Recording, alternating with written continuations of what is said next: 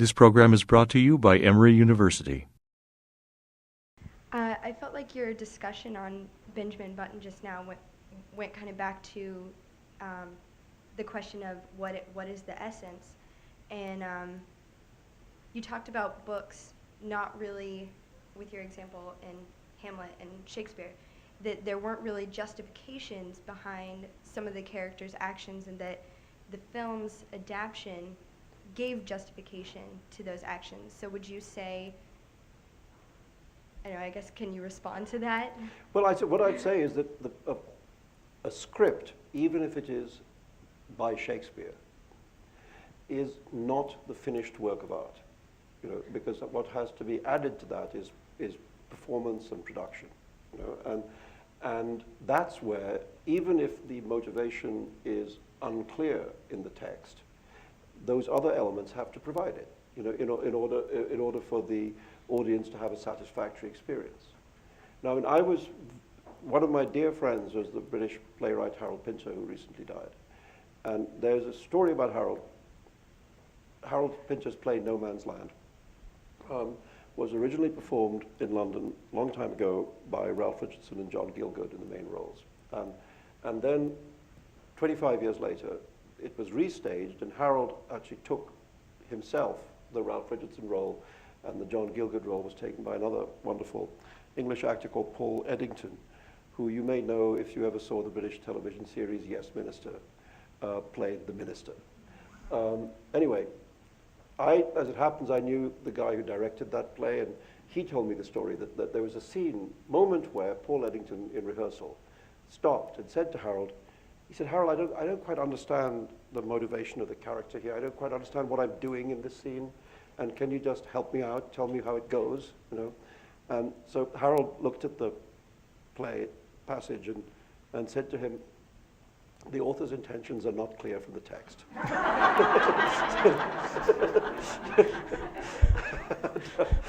And afterwards, sometime after this, I was having dinner with Harold. I said, "Harold, did you really say that?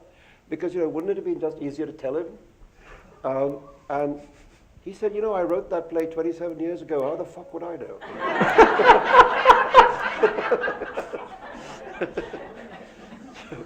So that's what I mean, that it is possible that the author's intentions are not clear from the text, and that production and performance has to add those things.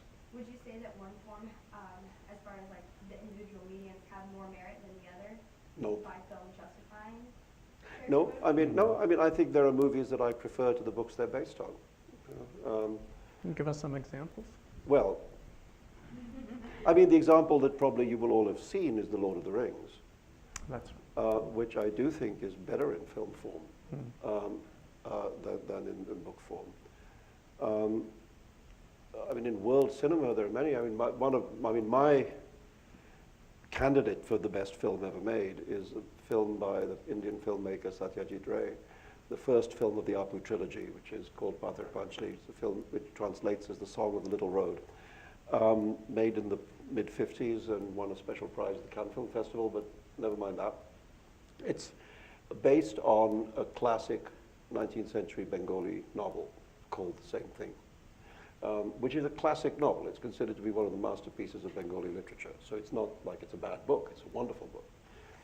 But the film has a kind of emotional power and beauty which is so intense, that I think I would have to say that it's better than the book, because it's in the hands of one of the greatest artists who ever made films, and who learned much of his trade from Renoir, and it has very much that kind of simple lyricism of the real that Renoir had in his films. But given a kind of Indian twist. But so yeah, I think there are many examples of. Actually, when you come away from great masterpieces, it's often the case that the film is better than the book. I think the film of L.A. Confidential is better than the novel of L.A. Confidential. And I think those Chandler and Hammett adaptations we were talking about, the Maltese Falcon is better than the Maltese Falcon. The Maltese Falcon, the movie, is better. And I love Hammett. But I think the movie is better. And your question sort of presumes a cultural hierarchy, that the literature is automatically superior than the film, that well, people like me don't Yeah. subscribe to, or I'd be teaching English. And I don't think that, but, you know. Yeah. I mean, what I think is that if you look at any art form, I don't care what it is, whether it's poetry or theater or movies or books, most of the products are bad. Most movies are awful. Most plays suck. Most novels disappear from print almost immediately. Very little poetry is remembered. Most paintings are awful. You know, I mean so that's just the general Yes. rule. But the bad movies get distributed better than But the bad, poems, yes, the novels. yes. Well, no, the bad books too. Yeah. You know, I mean, so you have to look at the best of each. If you're going to make a fair comparison between the different media, you have to look at the masterpieces and then see how they stack up against each other, and they stack up very well.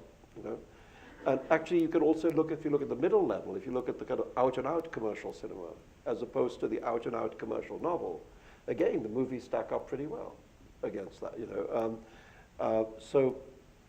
No, I don't think there is a hierarchy anymore that anybody cares about. Are there some books that are better movies?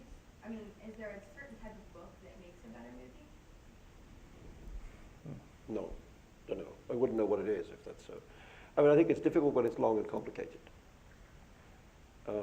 Short is good. And obviously, what we were talking about earlier with subjectivity, that presents certain challenges, and yet some of the greatest movies have rendered character subjectivity so incredibly, like Fellini's 8.5, a sort of masterpiece of taking you inside a character's mind. And a more recent example, I would say, is The Diving Bell and the Butterfly, about the man who is paralyzed. You are inside his mind for the entire film, and it's exhilarating and very cinematic, in spite of the fact that the man is paralyzed. And it's an enormously hard thing to pull off, to do subjective camera, you know, where the camera is the eye of the character, you know, where you're looking from the character rather than at the character. Very hard to do it, because if you're sitting in the audience watching that, you're not the character, you know, and there can be a real dissonance between what you're being shown and who you are sitting there watching, you know. And that film is absolutely extraordinary the way it does subjective camera. And shows you that. The preceding program is copyrighted by Emory University.